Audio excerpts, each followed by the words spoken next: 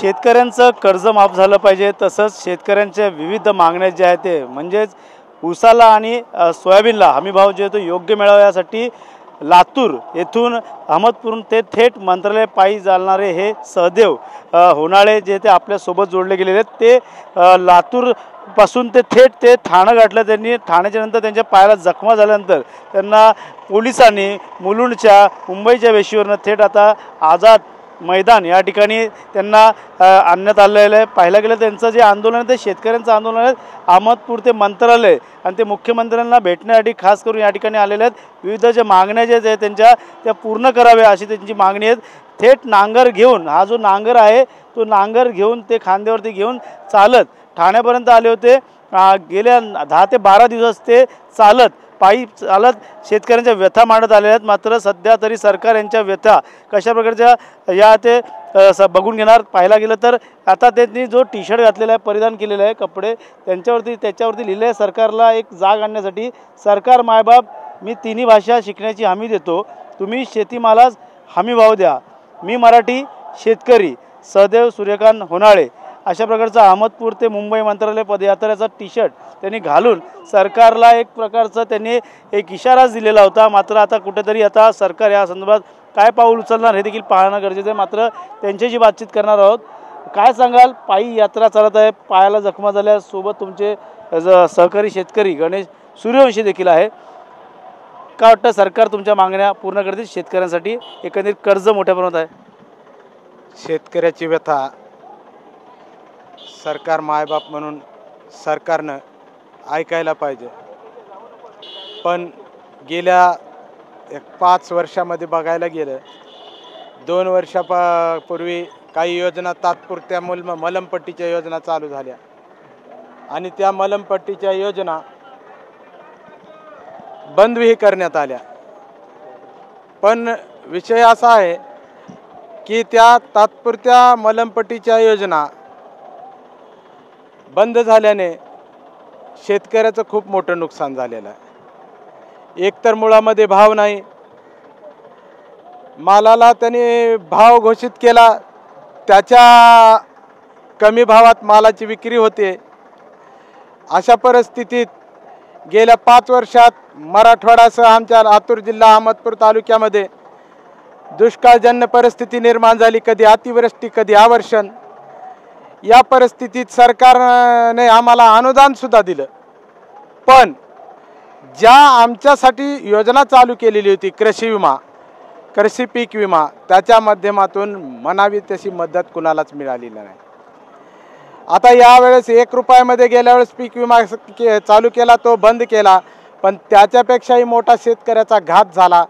तो 1 रुपयाची पीक विमा बंद करून त्या पीक विम्याच्या याच्यामध्ये जे 4 ट्रिगर होते ते ट्रिगर बंद करून, म्हणजे मध्यंतरीच्या काळात जर नुकसान झालं तर शेतकऱ्याला तिथं मालाला म्हणजे त्या मदत मिळायची। त्याच्यामध्ये पहिला ट्रिगर जर तुमचं 21 दिवसाचा पावसाचा खंड पडला तर तुम्हाला 25% रक्कम अग्रिम म्हणून मिळायची, पण ते मिळणार नाही। त्याच्यानंतर अवर्षण झालं, अतिवृष्टी झाल्यानंतर जर पावसामुळे तुमचं नुकसान झालं तर तुम्ही तक्रार केल्यानंतर तुमच्या नुकसानाच्या म्हणजे नुकसानाच्या पटीत तुम्हाला त्या ठिकाणी नुकसान भरपाई मिळायची। त्याच्यानंतर तुमचा शेतातील माल कापणीपासून ते साठवणुकीपर्यंत जर काही नुकसान झालं तरी तुम्हाला त्या ठिकाणी नुकसान भरपाई मिळायची। पाहायला गेलं तर नांगर घेऊन खांद्यावरती येण्याची संकल्पना जी आहे तुमची कशा प्रकारची आहे? नांगर अक्षरशः खांद्यावरती घेऊन तुम्ही चालत आलात?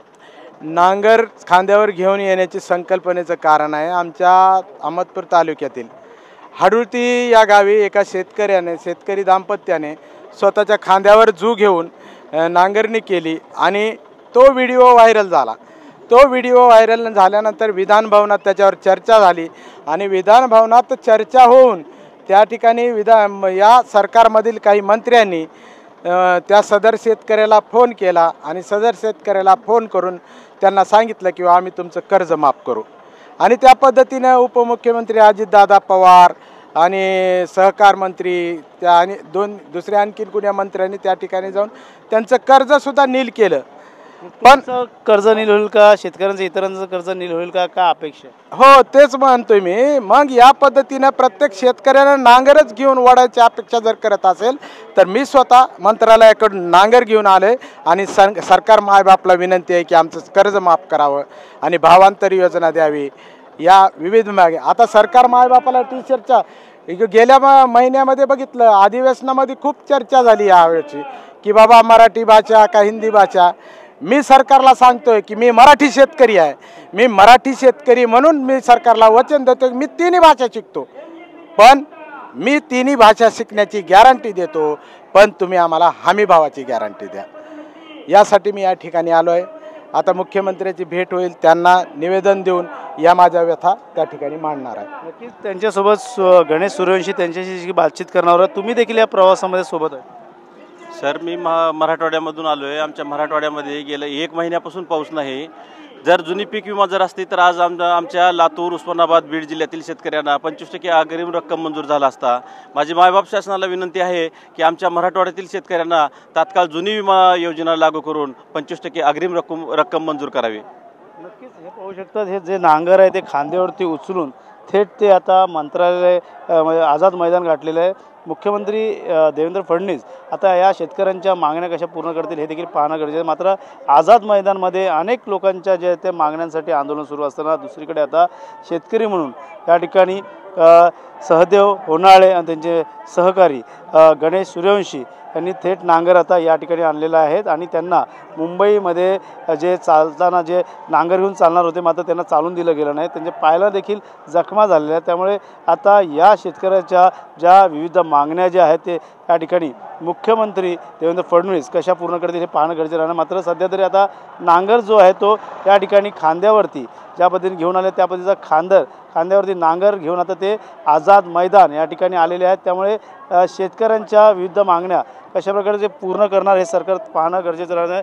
सध्या तरी त्यांच्या जे कपडे परिधान केलेले आहेत त्यावरती सरकार मायबाप मी तिन्ही भाषा शिकण्याची हमी देतो, तुम्ही शेतीमालास हमी भाव द्या, अशा प्रकारचा मी मराठी शेतकरी म्हणून त्यांनी या कपड्यावरती एक सरकारला जागं करण्यासाठी या ठिकाणी अशा प्रकारची रचना केलेली आहे. त्यामुळे नक्कीच येणाऱ्या काळात आता सरकार या ठिकाणी कशा प्रकारे या शेतकऱ्याच्या व्यथा समजून घेतं, कर्ज माफ होतं का, पीक विमा जे असेल त्या संदर्भात काय भूमिका घेणार का, या त्यांच्या हमी भावाला योग्य भाव मिळणार का हे देखील पाहणं तितकंसं महत्त्वाचं राहणार आहे. त्यामुळे आता ते थेट आता आझाद मैदान या ठिकाणी आता ते नांगर खांद्यावरती घेऊन आतमध्ये येत आहे. त्याचबरोबर आता यांच्या सोबतीला कशाप्रकारे विरोधक असतील, या सत्ताधारी त्यांना पाठिंबा देणार हे देखील पाहणं महत्त्वाचं राहणार आहे. माझं सध्या तरी आझाद मैदानामध्ये अनेक आंदोलन सुरू असताना आता ते देखील आता आझाद मैदानामध्ये उतरलेले आहेत. एक हक्काची लढाई आंदोलनकर्ता जो आहे तो खांद्यावरती नांगर घेऊन अक्षरशः लातूर अहमदपूरपासून ते थेट मंत्रालयापर्यंत पायी चालत येणार होते. मात्र ते ठाण्याच्या मुंबईच्या वेशीवर त्यांना पोलिसांनी अडवल्यानंतर त्यांना आता पोलिसांनी सुखरूप त्यांच्या गाडीतनं त्यामुळे आझाद मैदान या ठिकाणी आणलेलं आहे. त्यामुळे येणाऱ्या काळात आता या शेतकऱ्यांच्या ज्या व्यथा आहेत त्या पूर्ण सरकार कशाप्रकारे करणार हे देखील आता पाहणं गरजेचं राहणार आहे. कॅमेरा अथर्वसह गणेश सुरा, TV9 मराठी, मुंबई.